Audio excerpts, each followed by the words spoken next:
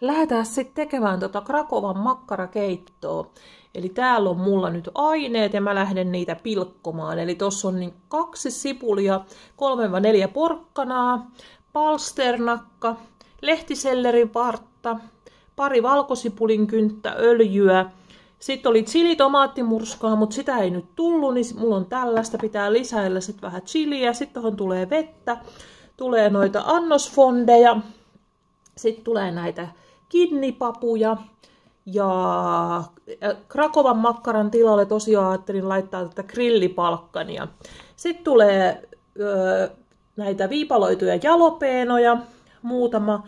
Ja sitten tuoretta timjamia, mutta mä en nyt sitä ostanut. Mä otin ihan tähän kuivattuun vaan turvaudun. Kuulottelen täällä kattilan pohjalla vähän näitä sipuleita ja valkosipuleita, mutta koska mulla ei ole sellaista nopeata veistä tähän pilkkomishommaan tai nopeata kättä, joka pilkkoisi, niin sitä on ihan turha kuvailla, niin kuvailen sitten tätä valmista silppua. Mulla taitaa tulla vielä tässä hoppu, mutta sitten lähdetään kuorimaan ja pilkkomaan näitä muita kasviksia, eli porkkanoita ja selleriä ja mitäs kaikkea tossa nyt, ja palsternakkaa. Se otan kuvailun varjopuolia, että menee paljon kauemman aikaa tässä ruoanlaitossa, kun kuvailee samalla. Lapset jää ilman ruokaa. Siis hirveästi rakasta sellerin makua, mutta sehän on loistavaa nesteen poistajaa, niin ei muuta kuin pilkotaan. Otettiin tollaista aika pientä kuutiota.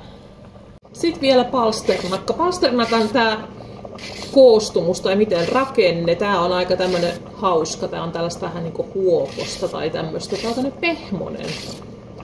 Et palsternakka ei maistu juuri miltään. Mutta laitetaan tonne joukkoon. Mä just huomasin, että tohon ei tule siis perunaa ollenkaan. Mä taidan kyllä lisätä siinä pari perunaa. Ja nyt kun se ei tosiaan ollut sitä chili-tomaattimurskaa, niin mä lisään sinne vähän tämmöistä chilitahnaa joukkoon.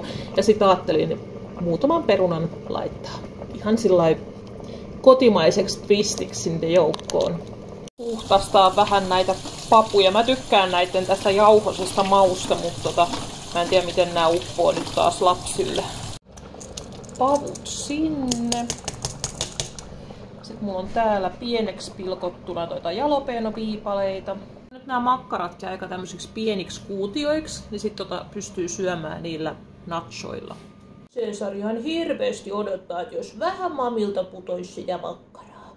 Tämä on aika mielenkiintoisen näköistä keittoa ja nytpä sitä sitten maistetaan. Maistetaan tätä lientä.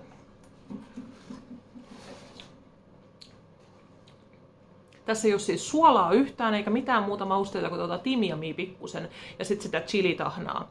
Ja tää oli kyllä aika hyvää. Mutta koska mä oon tällainen koskenlaskija-fani, niin mäpä lorautan tätä vähän tänne, niin tästä tulee sellaista vähän pehmeämmän makusta. Tästä tuli nyt varmaan jotain tällaista niinku puolalais-suomalaista keittoa. Annetaan pieni hetki vielä pöhistä tuo kannen alla ja sitten syödään näiden nachojen kerran, niin eiköhän se uppoo lapsillekin. Luultavasti kokeilen tätä raejuustoa tuohon päälle.